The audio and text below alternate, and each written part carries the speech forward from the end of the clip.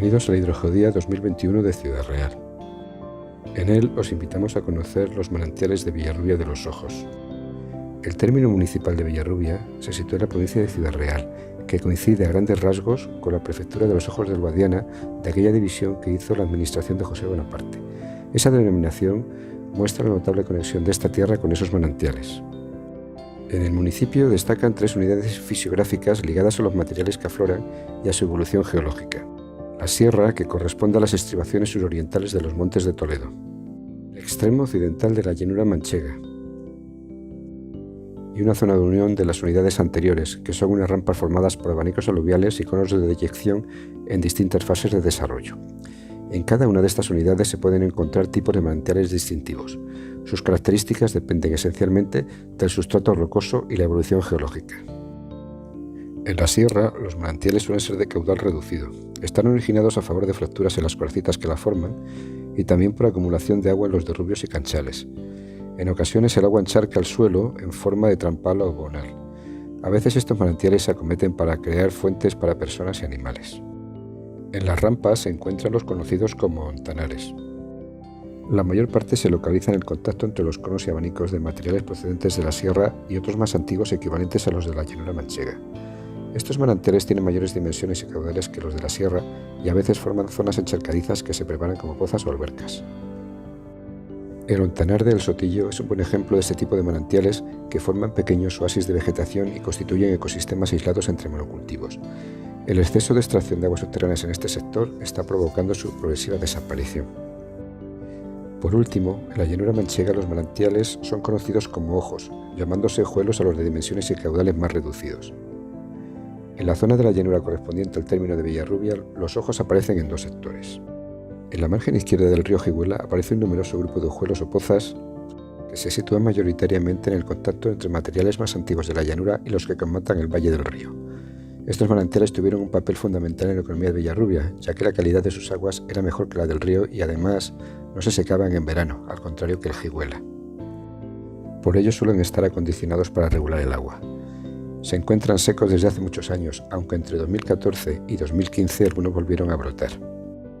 Por último, en el límite sureste del término de Villarrubia, en plena llanura y sin variaciones aparentes de rocas, se encuentra un sector conocido como Ojos del Guadiana, donde se situaban unos manantiales especiales de cuya unión surgía un río de caudal considerable, el río Anas de los Romanos, cuyo nombre, más antiguo aún, parece que podría significar precisamente fuente o nacimiento.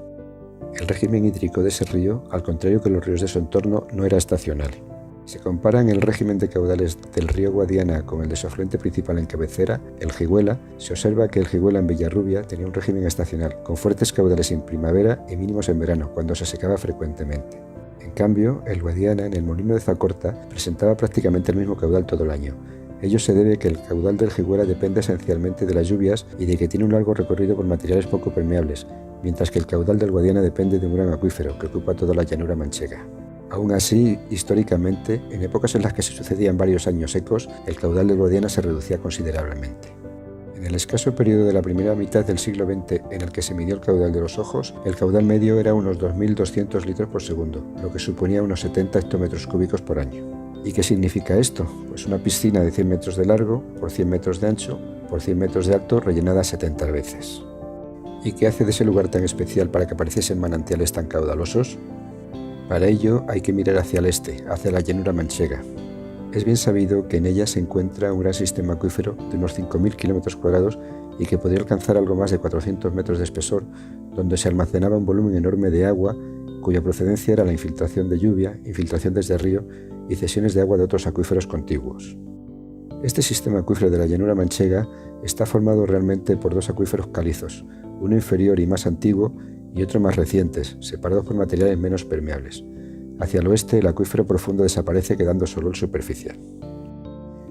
La parte occidental de la llanura es la más baja topográficamente, por lo que el agua subterránea tenderá a fluir hacia allá, hacia donde se sitúan los Ojos del Guadiana.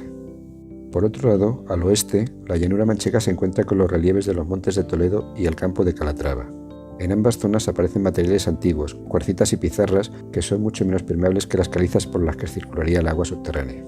Además, esos materiales antiguos formaban parte del borde de antiguos lagos y sus relieves aportaban materiales terrígenos, muchos de los cuales son también menos permeables que el acuífero principal. Al encontrarse con todos ellos, el agua subterránea tendería a salir a superficie. Por otro lado, podemos ver cómo es el fondo del acuífero principal de la zona, las calizas que coronan la llanura manchega. En el mapa de la imagen, el tono más claro es donde el fondo de ese acuífero está más bajo. Como el relieve es relativamente llano, podemos decir que esas zonas son también en las que el acuífero tiene mayor espesor. Al contrario, las zonas más oscuras son en las que el acuífero está más alto. En ellas hay materiales antiguos elevados o los procedentes de su erosión, todos ellos menos permeables. La distribución de zonas con el fondo del acuífero más elevado y más hundido sigue lineaciones, que están ligadas a fallas que se han movido durante la sedimentación de todos esos depósitos. La existencia de esas zonas elevadas y menos permeables obligaría a las aguas subterráneas que viajan desde el este por la llanura manchega a subir a superficie con un caudal considerable. En la zona en la que se sitúan los ojos del Guadiana, esa elevación es en forma de rampa, lo que favorecería más la acumulación de agua subterránea lateral y verticalmente. De todos modos, la heterogeneidad de distribución de materiales permeables e impermeables y de las zonas deprimidas y elevadas origina que existan otras salidas secundarias del agua subterránea en otras zonas del borde de la llanura manchega. Estas circunstancias tan especiales y únicas eran las que originaban la salida de un caudal de agua enorme, que ya se midía a mediados del siglo XIX en unos 2.900 litros por segundo, y unos 80 años después era del mismo orden, aunque el caudal medio fue, como se dijo, de 2.200 litros por segundo. Esa salida de un gran volumen de agua de la nada originó un gran número de mitos, leyendas y cultos en la zona, quizá más conocidos que la propia naturaleza de su origen. Algunas descripciones son mágicas, como la visión que Cervantes propone en la segunda parte de su Quijote y que merece la pena leer. Pero también hubo gente práctica que vio en esa inmensa cantidad de recursos hídricos una fuente de supervivencia y riqueza. De ella han quedado numerosos vestigios, como los asentamientos de la Edad del Bronce en forma de motillas, o iberorromanos, como la gran extensión del poblamiento del Cerro de los Toriles. Quedan también restos de aprovechamientos en forma de presas, azudes y molinos desde la época romana hasta tiempos recientes. De otros aprovechamientos utilizados durante milenios no han quedado restos, como su uso para brevar y pastar ganado o para pesca.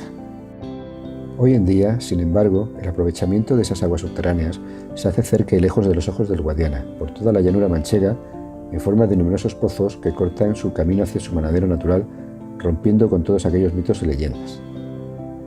¿Pero la situación de secado es irreversible para los ojos? Pues la respuesta es que, aunque parezca mentira, no lo es, porque el milagro ya se ha producido una vez.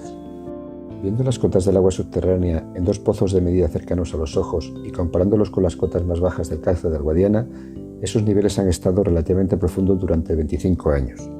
Sin embargo, entre 2013 y 2015, los niveles de aguas subterráneas ascendieron gracias a un periodo muy húmedo, con varias inundaciones, llegando a situarse por encima del terreno y apareciendo agua en el cauce del Guadiana. Pero, ¿se alcanzó la situación previa de un río caudaloso yendo corriente abajo? Realmente no, pero se pudo observar una estampa parecida a las antiguas imágenes, con el río circulando desde muy cerca de sus fuentes más altas, eso sí, con un caudal escaso comparado con el de hace un siglo.